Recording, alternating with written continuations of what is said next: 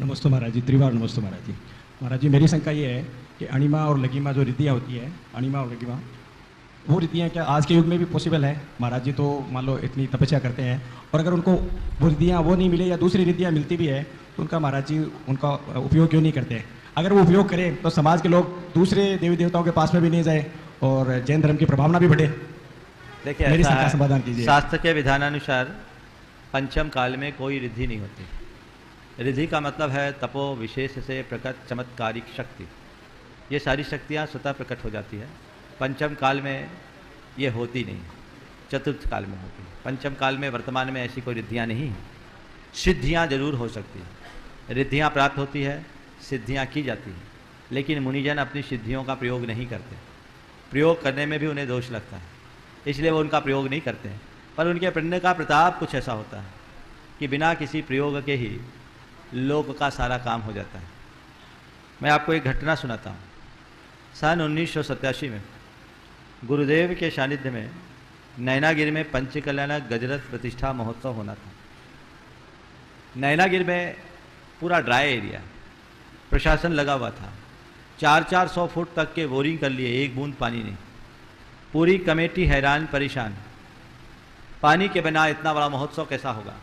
5 लाख लोगों की उस आयोजन में सम्मिलित होने की संभावना थी। इतने बड़े आयोजन में पानी के अभाव में आखिर क्या होगा? लोग परेशान थे और कमेटी के लोग गुरुदेव के चरणों में आए। आयोजन में 2 दिन की देर थी।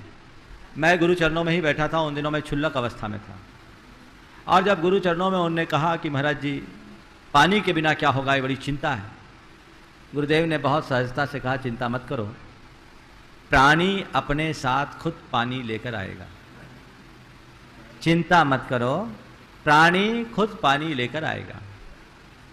गुरुदेव से आशीर्वाद लेकर वो लोग लौटे।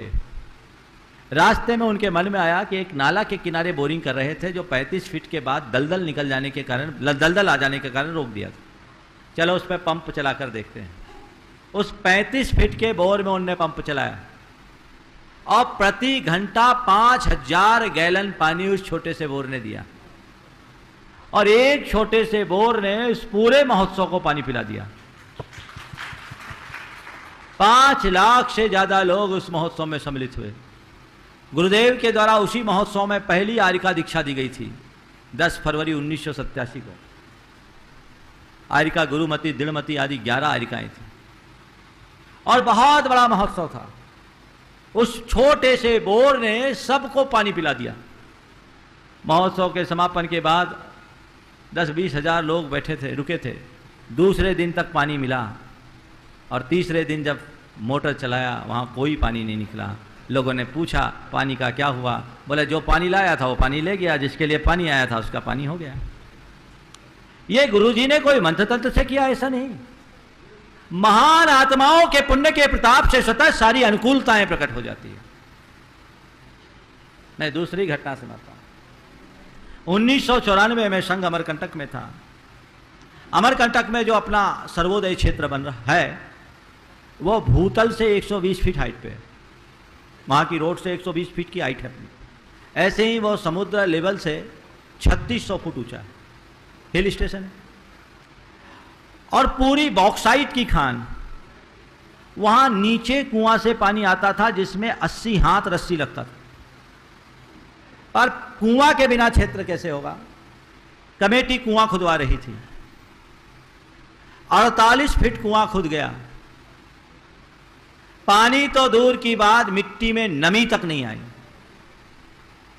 मैं उन दिनों गुरु चरणों में ही था। वहां के संस्थापक अध्यक्ष थे उदय चंद जी। उन्होंने बोला महाराज क्षेत्र का क्या होगा? आज 17 मई हो गई है, बरसात आने वाली है, प्रतिदिन 1 फुट बमुश्किल खुदता है और पानी के कोई लक्षण नहीं है। अब क्या होगा?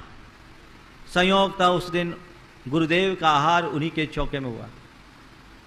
मैंने उनसे पूछा आहार तो तुम्हारे यहाँ हुआ? बोले हाँ हुआ। हमने कहा पूछा गंदोदक का क्या किया? बोला महाराज समझ गए। उन्होंने गुरुदेव का गंदोदक उस कुएं में डाला, गड्ढे में, अभी कुआं नहीं है, गड्ढे में डाला और उस दिन 2 फुट खोदा, 49वें फुट पे पानी निकल गया। ऐसा पानी निकला कि पूछो मत। तय था कि कम से कम 80 फुट खोदना है, 62 फुट पर ब्रेक लगाना पड़ा, कुआं ही नहीं खोद पाए। और ये इतना अच्छा कुआं है, वो ठेकेदार ने जिसने कुआं खोदा बोला मैंने इस पूरे इलाके में 200 कुआं खोद दिया, लेकिन ऐसा स्रोत कहीं नहीं मिला। तो ये क्या है? महान आत्माओं की ऊर्जा का प्रताप है, जिनके भीतर साधना होती है, तप का तेज होता है, उनके साथ शक्तियां अपने आप जुड़ जाती। गुरु जी की बात आ रही है, एक और बात कह रहा हूं। 1993 में रामटेक का चातुर्मास था, मैं गुरु चरणों में था। एक व्यक्ति जो एक साधु के रूप में था, हाई प्रोफाइल लोग उसके साथ थे, चेहरा बड़ा तेजस्वी, बड़े बाल, माथे पर तिलक, रेशमी कुर्ता और पायजामा, गले में माला, हाथ में चमेली का फूल और पूरे शरीर में इत्र लगा हुआ था। समझ में आ गया कि ये तांत्रिक किस्म का व्यक्ति है। गुरुदेव के चरणों में वो आधा घंटा बैठा। अब महाराज ने बस आशीर्वाद दिया, ना इनने कुछ बोला ना उनने कुछ बोला। उनकी तो आदत है, उनसे जब तक पूछो नहीं तब तक बोलते नहीं। और वहां से आधा घंटे बाद वो व्यक्ति मेरे पास आया, मैं बगल में ही था, और मुझसे आकर के जो बात कही वो मैं आपसे कहना चाहता हूं, सबको कहना चाहता हूं। बोला बाबा, आपके बड़े बाबा में तो दिव्य शक्तियां हैं। क्या बोला?